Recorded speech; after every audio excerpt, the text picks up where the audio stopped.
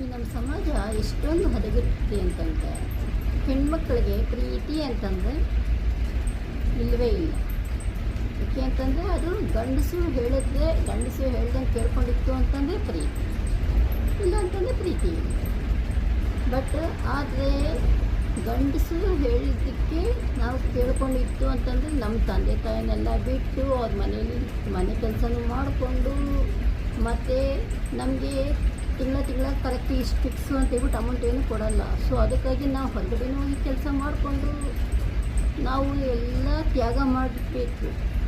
ಆದರೆ ಗಂಡಸರು ಸಂಬಳ ಕೂಡ ತ್ಯಾಗ ಮಾಡೋಕ್ಕೆ ರೆಡಿ ಇರಲ್ಲ. ಇದೆಂಥ ಜೀವನ, ತುಂಬ ಮೋಸ ಅಲ್ವಾ?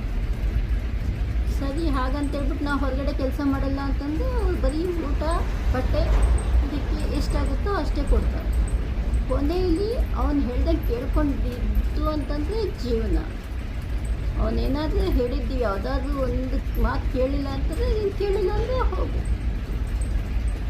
ಮತ್ತು ಈ ಕಾನೂನಲ್ಲೂ ದುಡ್ಡು ಕೊಟ್ಟರೆ ಯಾರು ಕೊಡ್ತಾರೋ ಅವ್ರ ಪರವಾಗಿ. ಸೊ ದುಡ್ಡು ಹೆಂಡತಿ ಹತ್ರ ಇರಲ್ಲ. ಸೊ ಹೆಂಡತಿ ಕಾನೂನನ್ನ ಪರ್ಚೇಸ್ ಮಾಡೋಕ್ಕೆ ಆಗಲ್ಲ. ಅವಳಿಗೆ ಯಾವಾಗಲೂ ಅನ್ಯಾಯ. ಎಷ್ಟು ಸಮಾಜದಲ್ಲಿ ಎಷ್ಟು ಕೆಟ್ಟ ಥರವಾಗಿ ಹೆಣ್ಣನ್ನು ನಡೆಸ್ಕೊಳ್ತಾ ಇದ್ದಾರೆ. ಆಗಿನ ಕಾಲದಿಂದ ಈಗಾಗಲೂ ಹಾಗೆ ನಡೀತಾ ಇದೆ. ಸೊ ಅದಕ್ಕೆ ಹೆಣ್ಣು ಇನ್ನೂ ಹೀನಾಯ ಸ್ಥಿತಿಗೆ ಹೋಗಬಾರ್ದು ಅಂತೇಳ್ಬಿಟ್ಟು ದುಡಿ, ನೀನು ಸುಮ್ಮನೆ ಕೂತ್ಕೊಳ್ಬೇಡ ಅಂತೇಳ್ಬಿಟ್ಟು ಹೇಳ್ತಾರೆ. ಆದರೆ ಈ ಗಂಡಸರು ಅದನ್ನೂ ಬಿಡಲ್ಲ.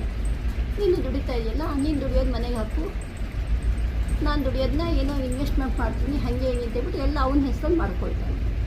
ಆಮೇಲೆ ಕೊನೆಯಲ್ಲಿ ನೀನು ಚಿಪ್ಪೆ, ನೀನು ದುಡಿದಿದ್ದೆಲ್ಲ ಈ ಮನೆಗೆ ಹಾಕಬೇಕು, ಕೊನೆಯಲ್ಲಿ ಅವ್ನು ಬೇಡ ಅಂತಂದರೆ ಬಿಟ್ಟು ಹೋಗಬೇಕು. ಸೊ ಯಾವ ಕಾನೂನು ಯಾರು ಸಪೋರ್ಟ್ಗೆ ಯಾರೂ ಬರಲ್ಲ. ಸೊ ಹೆಣ್ಣೆ ಹುಷಾರು, ನಿಮ್ಮ ಜೀವನ ಕೆಂಡದ ಮೇಲೆ ನಡೆದಂಗೆ ಇಲ್ಲ. ಹುಷಾರಾಗಿ ಹೆಜ್ಜೆ ಹಾಕಬೇಕು. ಹೆಂಗಿದ್ರೂ ತುಂಬ ಪ್ರಾಬ್ಲಮೇ ಇದೆ ಹೆಣ್ಣಿನ ಪರವಾಗಿ ಯಾವ ಕಾನೂನು ಇಲ್ಲ.